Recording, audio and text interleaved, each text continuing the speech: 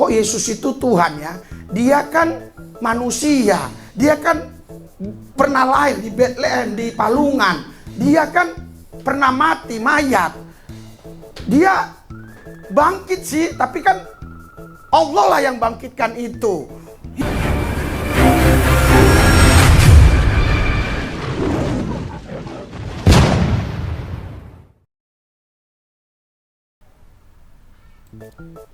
Assalamualaikum warahmatullahi wabarakatuh. Teman-teman, pendeta yang satu ini memang aneh ya. Pendeta yang satu ini memang sangat lucu sekali. Bukannya berkhotbah seputar Bible di dalam gereja di depan jemaatnya gitu kan. Pendeta yang satu ini sering putar videonya umat Islam. Videonya Ustadz Adi Hidayat pernah, Ustadz Felix Xiao pernah, Hajjah Irena Handono pernah, Ustadz Firanda pernah, Ustadz Abdul Somad pernah, terus Bang Handi pernah, Bang Zuma pernah, dan ini nih juga videonya Bang Zuma nih yang diputar di dalam gereja teman-teman. Ya, kita langsung simak videonya. Katakan, amin. Berikan sorak-sorai buat Tuhan Yesus yang meriah. Haleluya, haleluya. Lebih meriah lagi. Haleluya, haleluya, haleluya, haleluya, haleluya, haleluya. Selamat tahun baru. Amin. Haleluya. Karena ada yang waktu tahun baru tidak bersama kita ya. Ada di luar negeri, luar angkasa, di mana-mana lah ya. Puji Tuhan sekarang semuanya sudah kembali. Yang di luar negeri, yang di luar angkasa sudah balik. Haleluya. Ini kalau orang dengar nanti di YouTube, hebat nih, jemaatnya kaya-kaya ya. Padahal cuma Cirebon doang pulangnya. Haleluya. Saudara, luar biasa ya. Gereja kita dahsyat ajaib. Amin. Oke, jangan kita lupa apa yang menjadi deklarasi kita. 3, 2, 1.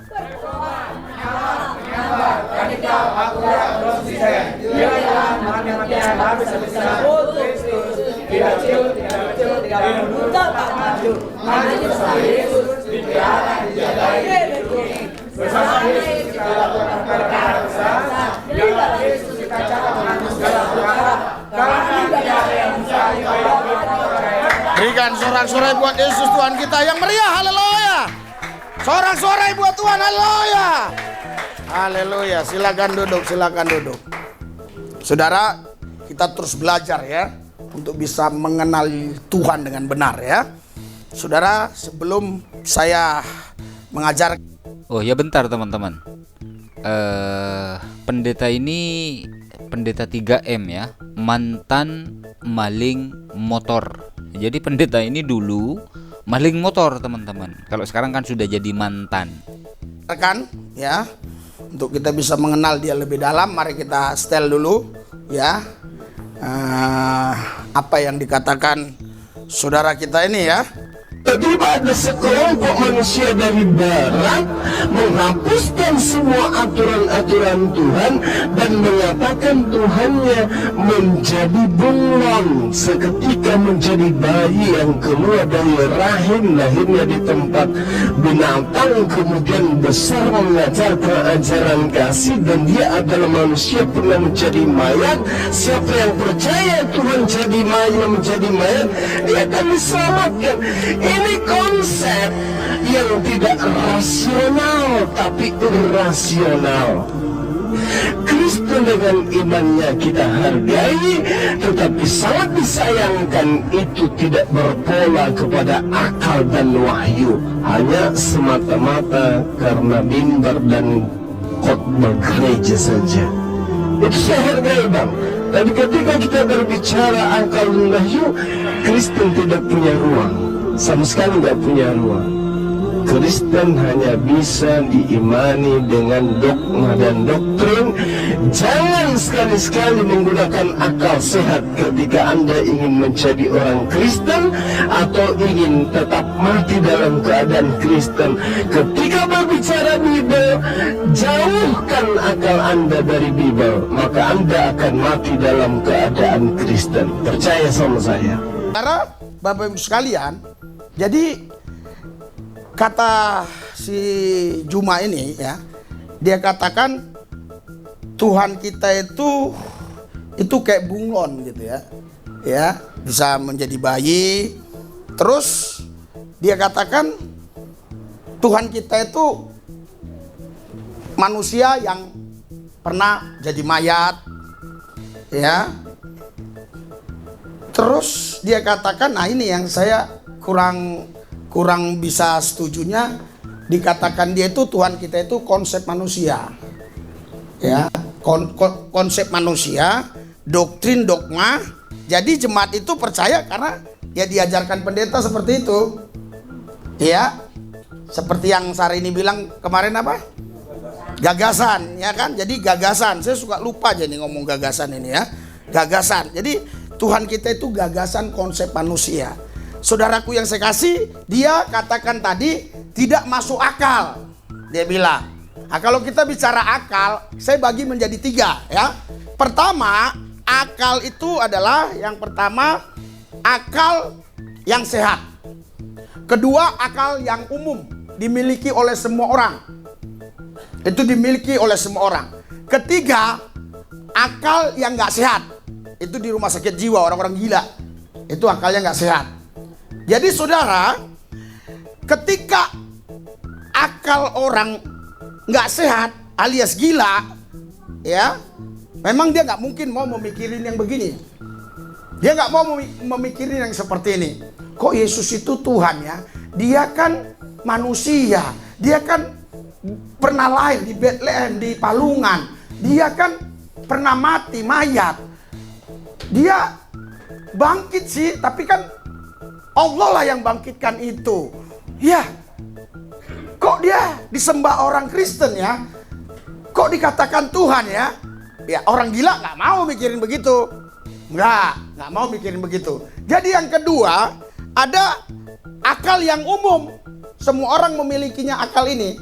Ya bahkan mulai dari orang yang hanya SD, SMP sampai yang sarjana, sampai yang sudah doktor, profesor, punya akal yang sama seperti ini, umum. Ini akal yang umum saja, ya, yang dimiliki oleh semua orang, ya.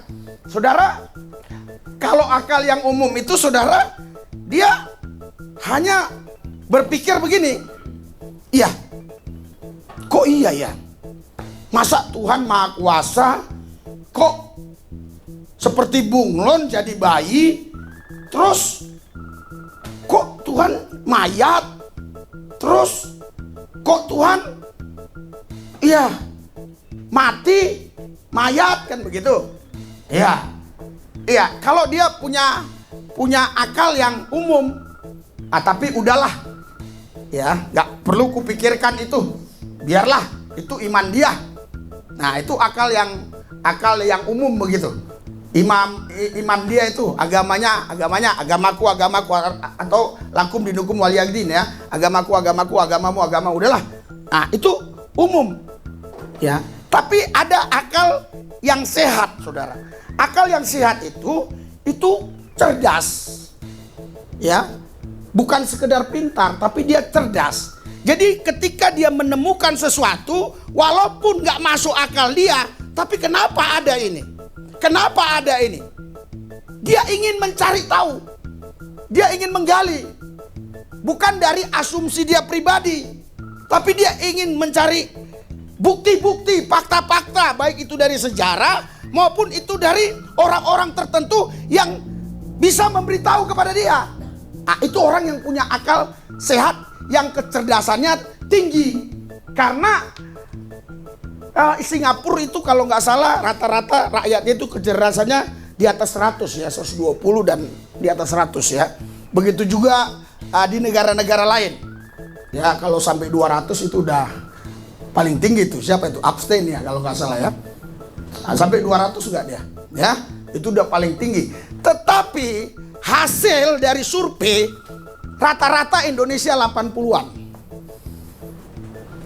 Itu kalau saya ngomong nanti masalah ya. itu EQ-nya ini. EQ-nya siapa? Siapa yang bisa jawab? Lah kok EQ-nya sejam. EQ-nya siapa? Enggak, kan tadi sudah dijawab ya. EQ-nya siapa? Siapa? Iya. Jadi rata-rata di Indonesia IQ-nya seperti itu. Ya. Kurang ajar pendeta ini. Rata-rata di Indonesia itu IQ-nya seperti itu. Seperti apa? Seperti gorila. Kalau di Singapura itu 120, kalau di Indonesia itu 80. Secara tidak langsung orang ini mengatakan bahwa IQ-nya pendeta ini IQ-nya gorila. Ini kan koplak, teman-teman. Terus merangkai kata-kata sendiri, terus digabung-gabung, belum juga ada jawabannya juga. Ya, padahal video yang disampaikan, video yang ditampilkan itu adalah video diskusi antara Islam dengan Kristen. Tapi yang ditampilkan cuma videonya Bang Zuma oleh pendeta mantan maling motor ini. Ya, saya nggak usah ulangi ya, karena nanti omongan saya yang ini. Memang itu hasil penelitian, saudaraku yang saya kasih. Jadi kalau akal orang ya hanya 80 ya, IQ-nya kecerdasannya 80, ya seperti itu. Ya, apalagi kalau yang nggak sehat akalnya, dia nggak mau cari tahu, namanya dia udah gila, ngapain dia cari tahu. Tapi kalau orang yang cerdas, dia cari tahu. Kenapa ya? Kok bisa begini? Tapi saya nggak percaya. Tapi buktinya kok banyak orang percaya. Iya ya, kok banyak orang percaya ya. Coba saya mau cari tahu. Kenapa dia bisa percaya? Oh, dia katakan itu ini. Coba saya minta buktinya. Baik itu bukti otentiknya, bukti sejarahnya, faktanya, saya mau cari tahu. Kalau gitu kitab sucinya mana dong? Kitab sucinya. Kenapa kalian bisa ngomong Yesus itu Tuhan? Kitab sucinya mana? Harusnya begitu kalau orang yang tingkat kecerdasannya tinggi, saudara. Saudara, kita harus mengenal Tuhan itu dengan benar. Haleluya. Haleluya.